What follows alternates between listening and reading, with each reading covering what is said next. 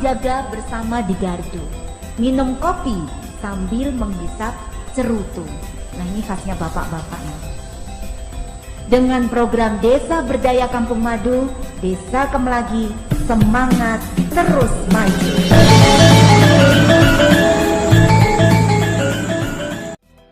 Assalamualaikum warahmatullahi wabarakatuh. Selamat siang Bapak Ibu hadirin yang kami hormati. Yang terhormat Direktur Jenderal Bina Pemerintahan Desa, Bapak Dr. Andes Haji Yusharto Huntung Yingo MPD. Yang kami hormati Direktur Evaluasi Perkembangan Desa, Ibu Anggar Pramudiani Widyaning Tias SOS MSI. Yang kami hormati Bapak-Bapak narasumber, dan yang kami hormati Bapak Ibu Kasubdit, analis ahli kebijakan Madya dan analis kebijakan ahli muda yang sudah berkenan bergabung secara langsung di ruang rapat maupun yang sudah bergabung melalui Zoom meeting. Dan selanjutnya yang kami sangat banggakan Bapak Ibu peserta webinar Sapa Desa pada siang hari ini. Puji syukur kita panjatkan kehadirat Allah Subhanahu wa Ta'ala atas berkah, rahmat, dan perkenannya kita semua diberikan kesehatan sehingga saat ini kita dapat bertemu melalui Zoom meeting dan dapat berdiskusi pada hari ini Kamis tanggal 24 Februari 2022 dengan tema penyusunan dan sinkronisasi data Prodeskel di wilayah Sumatera dan Jawa. Bapak Ibu yang kami hormati, seperti kita ketahui bahwa profil desa dan kelurahan adalah gambaran menyeluruh tentang karakteristik desa dan kelurahan yang meliputi data dasar keluarga, potensi desa dan kelurahan, serta tingkat perkembangan desa maupun kelurahan tersebut. Dan data ini sangat diperlukan sekali Bapak Ibu dalam perencanaan dari desa maupun kelurahan tersebut. Dan pada siang kali ini kita akan berdiskusi dengan para narasumber. Kita akan membahas bagaimana sinkronisasi data dari Prodeskel dan bagaimana cara menyusun Prodeskel, proses Prodeskel itu sendiri supaya kelengkapan data itu dapat dicapai dengan maksimal. Bersama kita sudah ada narasumber yaitu Kasubdit Evaluasi Perkembangan Desa Wilayah 2 yaitu Bapak Tiar Cahya Kusuma, SAP MSI MH, dan Bapak Kustiaman ST. Nanti beliau akan menyampaikan materi yang sebagai dasar kita nanti akan berdiskusi setelah penyampaian materi. Kepada Bapak Tiar Cahya Kusuma dengan hormat disilakan. Terima kasih Bu Ira selaku moderator. Assalamualaikum warahmatullahi wabarakatuh. Om Swastiastu, Namo Buddhaya, salam kebajikan. Pertama-tama yang terhormat Bapak Direktur Jenderal Bina Pemerintahan Desa, yang terhormat Bapak Ibu Direktur, yang terhormat Bapak Ibu Kasubdit dan pejabat fungsional, ahli madya, ahli muda, dan ahli pertama, serta para pejabat pegawai negeri sipil di lingkungan Ditjen Bina Pemerintahan Desa, yang terhormat juga Bapak Ibu peserta virtual yang telah hadir bersama kita melalui Zoom meeting ini, dari Bapak Ibu Kepala Dinas, baik Provinsi dan Kabupaten Kota, khususnya juga pemerintah desa. Pada kesempatan ini, saya Tiar Cahya Kusuma, Kasubdit Wilayah 1, Kasubdit Wilayah 2, khususnya memidangi di wilayah Jawa dan Bali. Pada kesempatan ini khususnya untuk di Jawa. Selanjutnya untuk pada kesempatan hari ini juga hadir bersama kita Kasubdit wilayah 1 yaitu Bu Andi Yuli. Beliau menangani di wilayah Sumatera. Pada kesempatan siang ini juga kita terkait dengan program Sapa Desa yang merupakan kegiatan dari Direktorat Jenderal Bina Pemerintahan Desa yang mempunyai tugas dan perannya sebagai pembina dan pengawas penyelenggaraan pemerintahan desa. Adapun topik siang ini yaitu terkait dengan penyusunan dan sinkronisasi data Prodesker profil desa dan kelurahan khususnya wilayah Sumatera dan Jawa. Next slide. Mungkin kita sebelumnya siang ini sebelumnya di minggu kemarin juga telah disampaikan oleh Ibu Direktur terkait dengan apa saja terkait dengan profil desa dan kelurahan. Kami hanya mempertegas terkait dengan adapun outline-nya pada kesempatan siang ini yaitu terkait dengan latar belakang, urgensinya profil desa dan kelurahan, sistem profil desa dan kelurahan saat ini, dan juga pengembangan ke depan.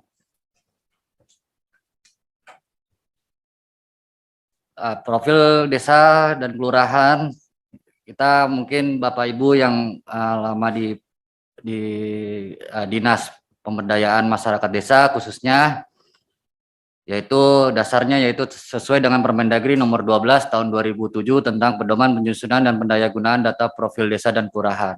Tadi telah disampaikan oleh Ibu Ira selaku moderator apa itu profil desa dan kelurahan, yaitu gambaran menyeluruh tentang karakter desa dan kelurahan yang meliputi data dasar keluarga, potensi, sumber daya alam, sumber daya manusia, kelembagaan, prasarana, dan sarana serta perkembangan kemajuan dan permasalahan yang dihadapi desa dan kelurahan. Adapun visi khususnya profil desa dan kelurahan yaitu tersusunnya pusat data desa dan kelurahan di Indonesia yang terintegrasi dan berkelanjutan. Nah, aplikasi Prodeskel ini merupakan sebuah alat atau berperangkat lunak softwarenya berbasis web, masih berbasis web yang berfungsi sebagai gudang data di khususnya untuk desa dan kelurahan seluruh Indonesia. Nah, penggunanya yaitu khususnya dari tingkat desa, kelurahan, dan sampai dengan di pusat. Proses transaksi data dilakukan secara online menggunakan koneksi internet. Lanjut. Selanjutnya terkait dengan proses input data profil desa tingkat nasional yaitu sampai saat ini 70,79% atau hampir dengan 71%. Kalau kita lihat dari data bahwa sudah ada daerah atau provinsi yang sudah 100% penginputannya, yaitu seperti di Jawa yang paling banyak, contohnya di DIY dan Jabar. Kita berharap dari acara ini juga mudah-mudahan Bapak Ibu dapat juga meningkatkan penginputan di masing-masing daerahnya untuk pencapaian 100%. Kalau di Sumatera kita lihat paling besar di Kepri. Nah, mungkin ini jumlah kabupaten kotanya sedikit, jadi agak mudah ya Ibu untuk mencapai 100%. Lanjut, Mas. Selanjutnya, urgensi sistem profil desa dan kelurahan. Yang pertama, berharap adanya penyatuan referensi nasional bahwa di dalam Undang-Undang Nomor 6 Tahun 2014 tentang desa, di situ telah terlampir di dalam 4 bidang dalam hal pengaturan dan pelaksanaannya untuk penyelenggaraan pemerintahan desa terkait dengan pemerintahan, kemasyarakatan, kewilayahan, dan pemberdayaan masyarakat desa. Yang kedua, proses data desa dan kelurahan. Ini diharapkan untuk proses data perencanaan, pelaksanaan, dan evaluasi pelaporan dilakukan secara sistem elektronik. Jadi sehingga perencanaan masing-masing tingkatan dapat terintegrasi secara elektronik. Selanjutnya evaluasi secara elektronik. Nah, ini khususnya untuk pelaksanaan evaluasi perkembangan desa dapat dilakukan secara elektronik. Selanjutnya yang keempat, data desa dan kelurahan sebagai nantinya database nasional yang secara nasional dapat kita lihat dan dievaluasi. Selanjutnya nomor 5 yaitu untuk analis data. Dalam hal memudahkan kita dalam melakukan analis data desa dan kelurahan. Selanjutnya untuk koordinasi desa dan kelurahan dengan instansi terkait. Nah, dalam hal ini untuk pelaksanaannya terkait dengan pengevaluasian perkembangan desa dan kelurahan lebih mudah dilakukan melalui sistem elektronik. Nah, saat ini profil desa dan kelurahan dilakukan secara berjenjang mulai dari tingkat desa, kelurahan, kecamatan, kabupaten, kota, sampai tingkat provinsi, yaitu harus menyiapkan instrumen yang sudah ada di profil desa dan kelurahan. Selanjutnya, Bapak Ibu menyiapkan Pokja, selanjutnya melaksanakan pengumpulan data berdasarkan kuesioner-kuesioner dari data dasar keluarga, potensi desa, dan tingkat perkembangan. Terus juga selanjutnya untuk pengolahan data dan publikasi. Nah, data instrumen ini Bapak Ibu bahwa memang kita sadari cukup banyak untuk melakukan pengisian data profil desa dan kelurahan, seperti data dasar keluarga berjumlah 765 isian data, potensi 2037 isian data. Nah, ini terkait dengan 2037 isian data bahwa data-data yang dibutuhkan seperti sumber daya SDM-nya, sumber daya alam, dan kelembagaan maupun prasarana dan sarana untuk mendukung percepatan kesejahteraan masyarakat. Selanjutnya tingkat perkembangan ada 958 isian data. Nah, tingkat perkembangan ini untuk dapat mencerminkan tingkat kemajuan dan atau keberhasilan masyarakat, pemerintah desa dan kelurahan, serta pemerintah daerah dalam melaksanakan pembangunan di desa dan kelurahan.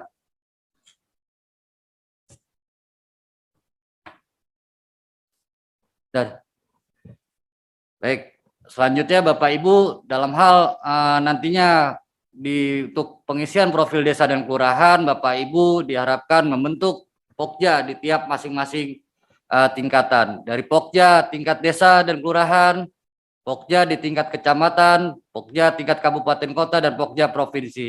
Ini sebenarnya telah diatur dalam Permendagri 12 tahun 2007. Mungkin dapat kita lihat di dalam paparan ini, Bapak Ibu. Next, Mas. Selanjutnya, pengumpulan data profil desa dan kelurahan. Bahwa dilakukan melalui data yang primer dan data sekunder. Nah, data primer ini bisa Bapak Ibu lakukan secara langsung door to door ke setiap masyarakat di desanya. Nah, kalau data sekunder survei tidak langsung, yaitu menggunakan data yang telah dikumpulkan yang diperoleh dari desa sendiri maupun data dari instansi yang dapat dipercaya meliputi data potensi dan data perkembangan. Nah, ini cara pengolahan datanya melalui sistem profil desa dan kelurahan yang bisa dapat diakses di www.provildesa.prodeskel.binapemdes.kemendagri.go.id. Nah, Bapak Ibu terkait dengan profil desa dan kelurahan, yang pertama bahwa pada saat penginputan itu dilaksanakan misalnya di hari ini, dapat dilakukan penilaiannya di hari berikutnya atau minimal di jam 12 malam. Selanjutnya penghitungan skor berdasarkan tanggal yang dicantumkan oleh petugas entry data. Scoring hanya dilakukan pada tahun berjalan. Akhir masa scoring adalah tanggal 30 Desember setiap tahunnya. Nah, ini pada saat nantinya sistem akan menentukan klasifikasinya apakah desa, swadaya, swakarya, dan swasembada. Scoring untuk waktu yang lampau tidak dapat dilakukan kecuali ada permintaan khusus dan melalui persetujuan pihak pejabat di bina pemerintahan desa. Jadi Bapak Ibu untuk melaksanakan scoring ini harus ada surat ke kami terkait dengan penginputannya. Terus juga pastikan semua data tercukupi sehingga penilaian akan mendekati hasil yang sesuai. Selanjutnya, apabila satu data memiliki 2 tanggal, maka analisis akan digunakan tanggal yang baru pada tahun berjalan. Terus juga data profil desa dan kelurahan harus diupdate minimal 1 kali dalam setahun. Lanjut. Ini waktu-waktu atau jadwal pendataan profil desa dan kelurahan. Agustus sampai dengan September yaitu mengisi data dasar keluarga. Di Oktober mengisi data potensi dan tingkat perkembangan desa. Di November untuk melaksanakan pengolahan data, Desember dipublikasikan. Lanjut. Apa saja terkait dengan manfaat atau pendaya gunaannya nantinya profil desa dan kelurahan? Yaitu untuk mengetahui karakteristik di desanya, seperti potensi sumber daya alam, manusia, kelembagaan dan perkembangan prasarana dan sarana, tingkat perkembangan ekonomi, kesehatan, pendidikan, keamanan dan ketertiban, kesadaran politik dan peran serta masyarakat, kinerja lembaga kemasyarakatan dan pemerintahan desa dan kelurahan. Ini sebagai gudang data, sebagai basis data di Ditjen Bina Pemerintahan Desa. Selanjutnya, kedua, mengukur status kemajuan untuk menetapkan swadaya, swakarya, dan swasembada sesuai dengan Permendagri 84 tahun 2015. Menjadi bahan kebijakan yaitu dalam hal perumusan perencanaan pembangunan di desa Bapak Ibu sekalian. Terus juga sebagai pedoman arah pengembangan, menjadi pedoman dalam penentuan arah pengembangan dan desa dan kelurahan sesuai dengan tipologi potensi dan perkembangan desa. Selanjutnya untuk bahan penilaian dan pengukuran kinerja untuk mengukur Bapak Ibu di pemerintahan desa dan supradesanya. Next. Permasalahan yang dihadapi bahwa sampai saat ini belum seluruh pemerintah daerah mungkin ada yang tidak menganggarkan dana bagi kegiatan profil desa dan kelurahan. Terus juga terjadinya mutasi pegawai, mungkin operator Bapak Ibu yang bertanggung jawab dalam pengelolaan profil desa dan kelurahan. Minimnya sumber daya manusia yang memiliki kapabilitas yang memadai. Selanjutnya keterbatasan jaringan internet yang ada di tiap daerah. Pelaksanaan bimbingan teknis yang belum terstandarisasi. Yang keenam, kualitas data yang terkumpul masih belum sesuai yang diharapkan. Untuk selanjutnya terkait dengan isu strategis penguatan profil desa dan kelurahan untuk pengembangannya, yaitu adanya revisi payung hukum Permendagri nomor 12 tahun 2007. Yang nantinya mungkin ada penggabungan dari Permendagri 12 tahun 2027 dengan Permendagri 81 tahun 2015. Selanjutnya ada perbaikan dari revitalisasi server profil desa dan kelurahan, re-engineering dan pengembangan profil desa dan kelurahan. Selanjutnya penyusunan indeks tata kelola pemerintahan. Jadi Bapak Ibu nantinya kita mungkin penginputan berdasarkan indeks tata kelola pemerintahan. Nah, sehingga nantinya kita berharap juga adanya sinergi dan kolaborasi antara aktor-aktor baik di kementerian, lembaga, dan pemerintah daerah diperlukan dalam menghubungkannya konektivitas data yang dibutuhkan.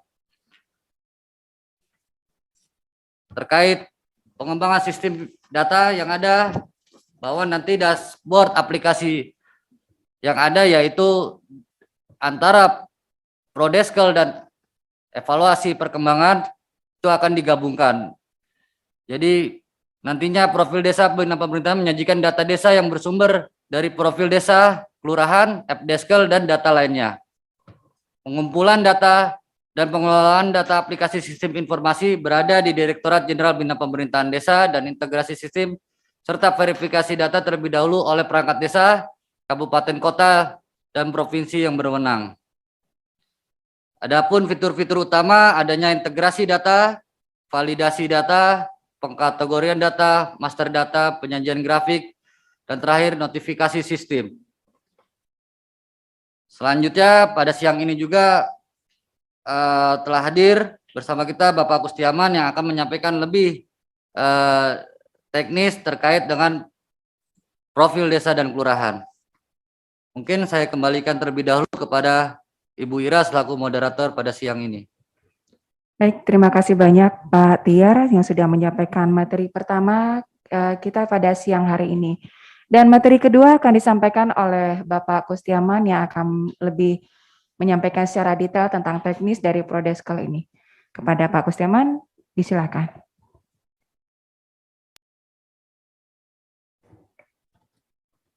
Baik, terima kasih Ibu Ira, moderator. Assalamualaikum warahmatullahi wabarakatuh. Selamat sore Bapak Ibu sekalian.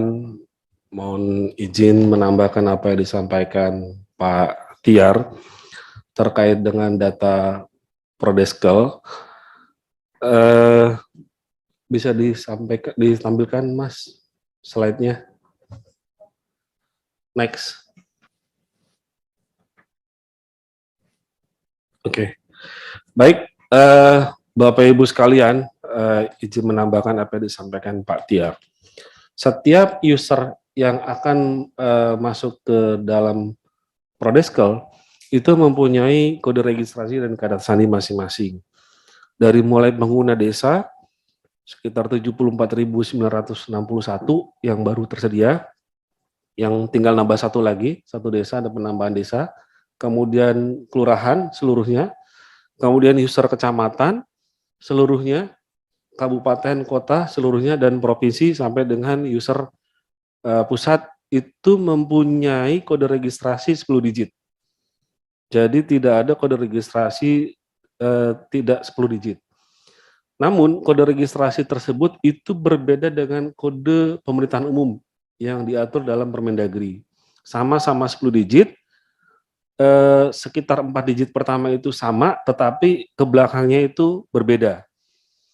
Untuk kata sandi standar, itu kombinasinya itu 5 digit angka dan 3 huruf besar.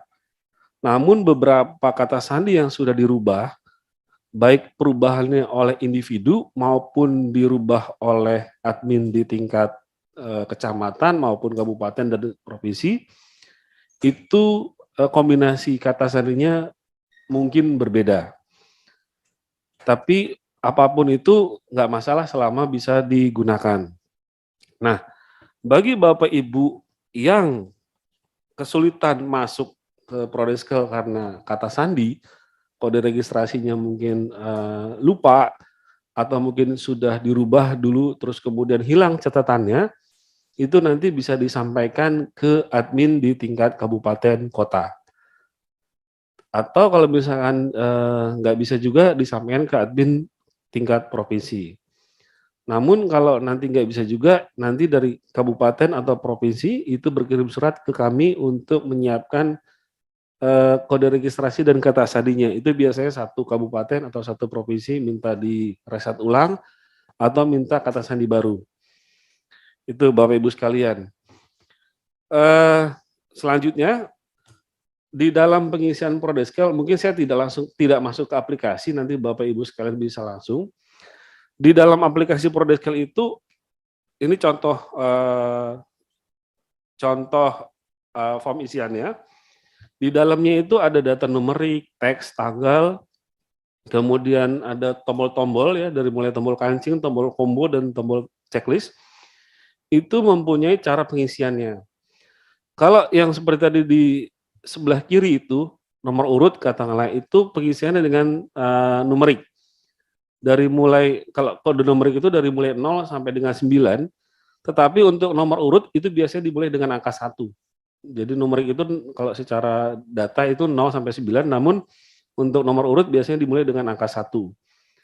Kemudian teks, itu kolom contohnya di nama, itu karakternya dari A sampai Z dan dikombinasikan dengan numerik juga bisa. Dan juga tanda baca itu bisa. Kemudian untuk tanggal, baik itu tanggal lahir maupun tanggal pencatatan, itu pilihannya tanggal. Dari mulai 2 digit pertama itu adalah tanggal, 2 digit kedua itu adalah bulan, dan 4 digit terakhir adalah tahun. Kemudian ada, kalau kita memilih, ada pilihan apa, misalnya isian tanggal lahir maupun tanggal pencatatan, itu di sebelah kanan kita bisa pilih. Kalau kita klik di situ nanti muncul tanggal, kita pilih tahunnya, kemudian pilih bulannya, baru kita pilih tanggalnya. Atau kita bisa langsung ketik. Kalau di situ tertulis 20/11/1950, artinya tanggal lahir dia adalah tanggal 20 bulan November tahun 1950. Nah, Bapak Ibu bisa langsung ketik angkanya saja. Langsung 20/11/1950. Jadi nggak perlu ada tanda garis miring, tinggal langsung diketik saja. Kemudian dalam pengisian prodeskal itu banyak kita temui tanda pilihan. Dari mulai tombol kancing itu lingkaran kecil. Jadi tombol kancing itu, kemudian ada kotak combo dan juga tombol checklist. Kalau kotak combo itu kita bisa pilih salah satu saja. Jadi kalau kita klik tanda anak panahnya, maka muncul pilihan dan kita hanya bisa memilih salah satu saja. Sedangkan tombol kancing itu juga sama, itu bisa pilih salah satu. Namun pilihannya terlihat di situ. Contoh golongan darah. Tidak mungkin golongan darah itu mempunyai lebih dari satu, maka dia hanya harus bisa dipilih cuma satu. Apakah dia golongan darah O, A, B, AB, atau kalau dia nggak punya datanya, si pencacah tidak tahu datanya, maka dia bisa pilih tidak tahu. Kemudian tombol checklist. Tombol checklist itu bentuknya kotak kecil, itu bisa dipilih lebih dari satu, Bapak Ibu sekalian. Jadi kalau Bapak Ibu menemukan pilihan kotak kecil, itu tombol checklist, itu bisa pilih lebih dari satu. Seperti contoh misalkan, di situ ada cacat mental, apakah dia, mohon maaf, apa gila, idiot, stres, jadi itu bisa lebih dari satu dipilihnya. Kemudian, yang berikutnya adalah penulisan angka.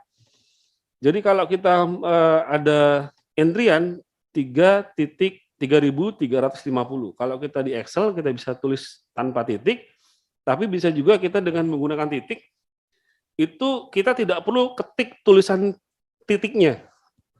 Kita langsung saja 3350. Nanti sistemnya akan langsung memberikan titiknya. Ada beberapa inputan yang langsung otomatis, ada inputan yang tidak memberikan tanda titik. Jadi kita langsung ketik 3350, artinya 3350. Kemudian ada 2.357,45, artinya 2.357,45. Ini juga nanti kalau Bapak Ibu penulisan, cara menulisnya 2357 tanpa titik setelah angka 2-nya, lalu dilanjutkan dengan koma 45. Ini penting sekali kita memahami cara penulisan ini, karena untuk menghindari kesalahan penulisan data. Karena seringkali operator itu, karena kebiasaan dia pakai tanda titik, dia 3.350. Maka nanti bisa penjabarannya di sistem itu mempunyai makna yang berbeda. Kemudian untuk teks, dia seperti biasa saja penulisannya. Kalau misalkan namanya Muhammad, ya tulis ketiknya Muhammad saja. Kemudian tanggal. Tadi kalau kita mau ketik tanggal, tadi di awal sudah saya sampaikan, 30/12/1997. Itu tidak perlu ada kata tanda pisah, gitu ya. Kemudian untuk penulisan tanggal data, biasanya ini tanggal entry data itu dari mulai 1/1/2012 sampai dengan hari ini. Ya, jadi maksudnya data prodeskal online ini itu mulai ada sejak tahun 2012. Data prodeskal online. Sedangkan bagaimana dengan data-data yang tahun sebelumnya, itu biasanya dari sistem sudah ada. Kalau dulu kita udah mempunyai prodeskal yang desktop, sebelum kita beralih ke website ini, kita punya data prodeskal offline, ya, itu versi desktop, itu biasanya langsung sudah ada di database-nya kalau ada. Kemudian kalau untuk tanggal lahir, itu penulisannya bisa dari mulai 01, 01, 1900. Tapi kayaknya nggak ada yang lahir tanggal sekian ya. Terus setiap data memiliki kolom kunci yang berbeda jenis dan jumlahnya. Kolom kunci terletak di kolom-kolom awal. Biasanya misalkan tanggal entry data, tanggal NIK, dan sebagainya, itu biasanya tanggal kunci. Dan itu mempunyai, mohon maaf, tidak ada kesamaan inputan di antara tombol kunci. Jadi kalau ada sama di tombol kunci itu dia nggak akan mau nyimpan. Ya, contohnya kalau kita input anggota keluarga atau kepala keluarga, itu kepala keluarga ada nomor kakak, dan kalau di anggota keluarga itu ada nomor NIK. Kalau kita input datanya sudah ada, dia tidak bisa masuk, duplikat. Nah ini, jadi kalau tombol kunci itu nggak bisa diinput dua data yang sama. Beda kalau nama, misalkan tanggal lahir, itu kalau dengan data yang sama, itu bisa diinput masuk. Kemudian, misalkan ada luas sawah irigasi teknis, misalkan di inputnya itu potensi pertanahan. Itu ada 5 data, dari mulai tahun 2012 ada 3 data, 2013 ada 2 data. Apa maksudnya ini? Kenapa 2012 ada 3 data? Kalau di situ tertulis untuk yang baris kedua, data luas sawah irigasi teknis bulan 8 tahun 2012. Nah, lalu yang dipakai mana sebagai luas sawah irigasi teknis tahun 2012? Itu yang dipakai baris ketiga. Artinya kalau data ini kita input dari tahun yang sama ada 3 data, maka yang akan dijadikan data di tahun 2012 adalah data yang paling baru, yang paling anyar, yang terakhir, yaitu tanggal 12 bulan 10 2012. Maka luas sawah irigasi teknis di desa tersebut atau di kelurahan tersebut itu 143 hektar. Jadi 143 hektar luas sawah irigasi teknisnya. Dan kemudian baris terakhir itu merupakan data luas sawah irigasi teknis di tahun 2013. Nah, Bapak Ibu sekalian.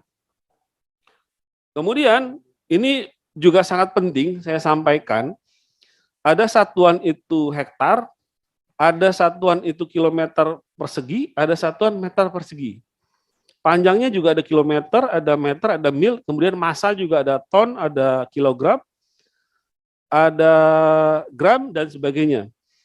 Jadi pada saat kita menginput data, misalkan potensi, katakan potensi luas lahan, yang diminta apa? Hektar. Maka kita menuliskannya hektar.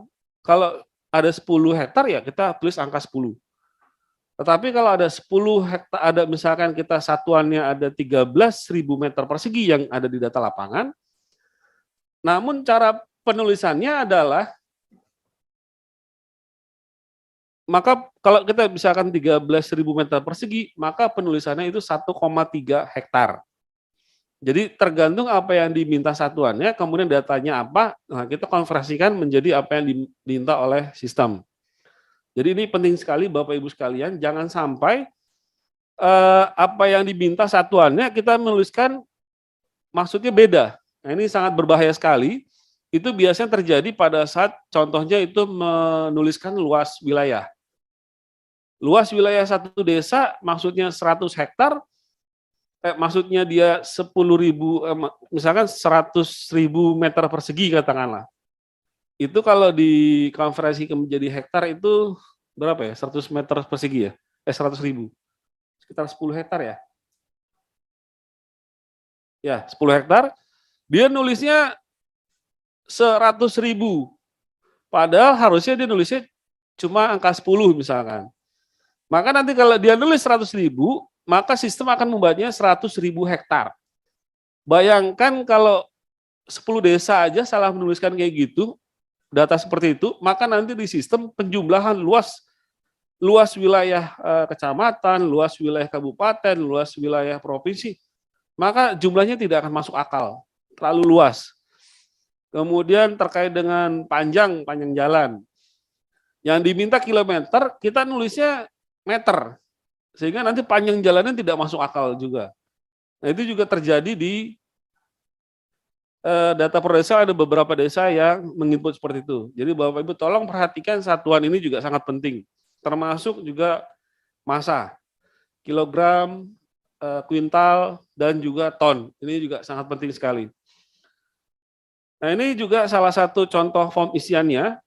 Jadi kalau yang seperti di sini tertulis jenis produksi, yang tadi kita maksud kalau pilihannya kancing ini kan hanya bisa dipilih salah satu.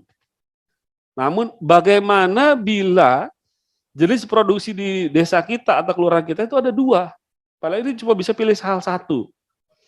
Caranya kita pilih satu dulu, katakanlah di sini ada produksi daging, kemudian hasil produksinya diisi datanya sampai ke jumlah ternak tahun ini berapa ekornya diisi, kemudian disimpan, kemudian tambah data baru lagi, pilihan yang berikutnya, misalkan madu, lalu isi datanya simpan, kalau ada lagi tambah lagi, kemudian isi datanya dan simpan, begitu caranya. Kemudian ini ada form isian yang seperti tadi, tanggal yang ada tanda bintang. Bapak Ibu kalau menemukan form isian data tanda bintang, itu berarti datanya harus diisi, wajib diisi. Kalau nggak diisi, dia nggak bisa disimpan. Ya, tanggal sesuai dengan tanggal kondisi pencatatan. Tanggal di situ merupakan tanggal pencatatan, tanggal saat ini Bapak Ibu input data. Kemudian nanti Bapak Ibu akan menemukan pilihan tulisan yang berwarna biru. Tulisan berwarna biru ini artinya dia tidak perlu diketik, dia akan secara otomatis menjumlah dari isian yang di atasnya. Kalau kita isi tadi sawah irigasi teknis satuan hektar, itu di situ tulis 23,000. Artinya dia luasnya merupakan 23 hektar. Ya, 23 hektar cara bacanya. Sawah irigasi teknis setengah teknisnya misalkan 10 hektar, maka secara otomatis luas tanah sawahnya 23 ditambah 10, 33 misalkan. Kalau ditulis di sini 23. Dan seterusnya. Kemudian di data prodeskal itu nanti merupakan ada hasil analisis, salah satunya adalah tipologi. Apakah desa kita atau kelurahan kita termasuk desa nelayan atau pesisir, kehutanan, persawahan, perladangan, sampai ke perindustrian jasa. Nah, ini secara sistem itu sudah menghitung. Bagaimana cara dia menghitung? Contoh misalkan, berapa jumlah penduduk desa kita yang pekerjaannya petani? Berapa luas lahan, misalkan lahan hutan, lahan sawah, lahan ladang, dan sebagainya, berapa produksinya, misalkan peternakan, pertambangan, perkebunan dan sebagainya, nanti secara sistem dijumlah, maka dianalisis, oh desa tersebut merupakan desa nelayan, desa pesisir. Oh desa tersebut merupakan tipologinya persawahan. Nah, bagi Bapak Ibu yang kira-kira tipologinya kurang pas, misalkan, desa saya bukan tipologinya itu, Bapak Ibu silakan sampaikan ke kami. Kemudian nanti hasil analisisnya swadaya, swakarya, swasembada. Nah, ini berpengaruh terhadap SOTK di desa Bapak Ibu sekalian. Kemarin sudah kita bahas di minggu lalu, kalau desanya swadaya, maka dia harus 2 kepala seksi, 2 kepala urusan. Kalau swakarya dapat 3 kepala seksi, 3 kepala urusan. Kalau swasembada wajib 3. Ya. Terus kemudian ada kategori mula, madya, lanjut. Terkait pemenuhan kebutuhan dasar, kemudian pemerintahan dan sebagainya. Itu nanti kategorinya apakah mula, madya, lanjut di desa kita. Kemudian sekedar informasi, bila mana ada pemekaran wilayah, silahkan sampaikan ke direktorat kami, kemudian direktorat jenderal kami terkait dengan salah penulisan nama dan sebagainya, silakan menghubungi kami. Kemudian apabila Bapak Ibu lupa password misalkan, lupa password atau sebagainya, nggak punya password gitu, pergantian operator, silakan menghubungi admin di DPMD kabupaten kota masing-masing. ya seperti yang tadi di awal sudah saya sampaikan. Kemudian update-nya sesuai kebutuhan dan sesuai dengan kondisi real di lapangan.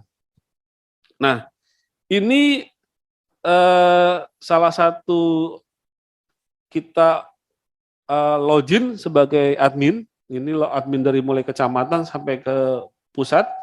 Ini contoh bentuk login tampilan setelah loginnya seperti ini. Di situ ada piramidanya, misalkan ada, ini saya lihat daerah istimewa Yogyakarta ada 438, ya saya nggak salah baca ya, 438 desa dan kelurahan yang ada di daerah istimewa Yogyakarta. Di situ ada swadanya 420, swasembadanya 2, swakalanya 16. Ini merupakan kondisi data pada saat data ini diambil. Jadi kenapa datanya swasembadanya cuma 2 itu di tahun 2022. Ini data ini diambil tahun 2022. Beda kalau datanya diambil Desember tahun 2021 misalkan.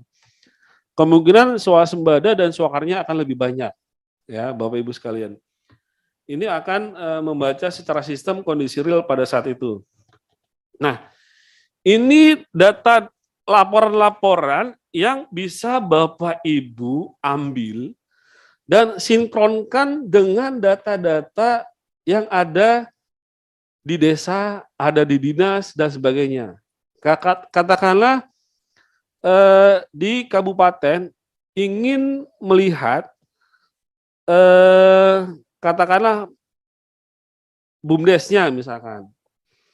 Berdasarkan data IDM, SDGs, BUMDes di Kabupaten X berjumlah ada 500 misalkan. Data profil berapa jumlahnya BUMDesnya?